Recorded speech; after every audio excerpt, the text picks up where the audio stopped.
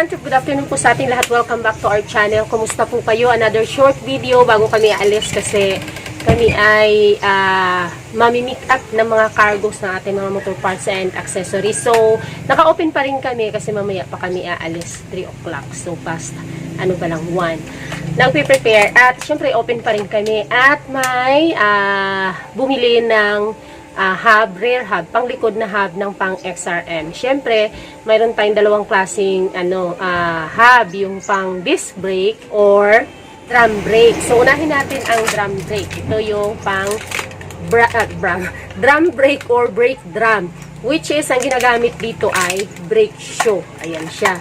Brake shoe ang ginagamit nito na pang preno. At ito yung itsura niya. Yan. Lalim siya dyan para sa brake shoe. At yung kabila niya ay ito. Yan, ito yung lagayan ng lagayan ng rubber damper, which is ang kanyang rubber damper is yung palapad lang. And then syempre dito yung bearing and then bearing. So, tabon dito, nakakabit dito sa kanyang brake panel na pang likod ang kanyang brake shoe. Yan, dyan yan. Dito yung ikakabit. Tapos yan. Sila dyan yan yung magiging itsura niya kapag ikinabit na siya. So, tandaan nyo lang itsura. Ito ang brake drum or drum brake ng XRM na pang likod. In English, rear hub. Okay, so ngayon naman is kunin natin ang sinasabi yung isang klase na hub na panglikod or rear hub. Panglikod na hub ng XRM, which is ito yung tinatawag na pang disc brake or disc plate, which is ang ginagamit dito na pang preno naman is brake pad. So, ito, nakikita nyo dito kanina, dito sa pang drum brake, ayan, ang kanyang rubber damper is palapad din, pero mababaw, mababaw lang siya, tapos palapad. Hindi na ako kumuha ng kanyang rubber damper, pero may napulot akong rubber damper ng pang XRM na pang disc brake. Mano to siya, matataba, makakapal. Ayan siya, makakapal. Original to eh. Yan siya. So, makakapal. Kaya siya makapal kasi malalim.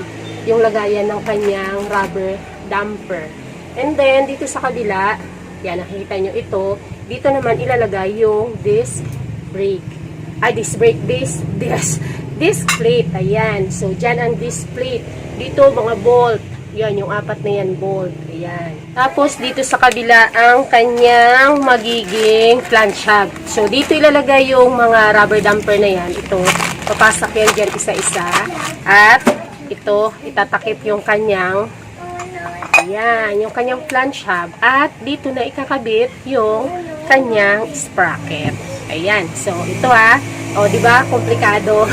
Komplikado ang pang disc brake na rear hub ng pang XRM set kaysa sa dito sa pang disc brake lang. Kasi disc brake sa pang drum brake lang, which is ayan dyan, brake panel lang at saka yung kanyang rubber damper dyan.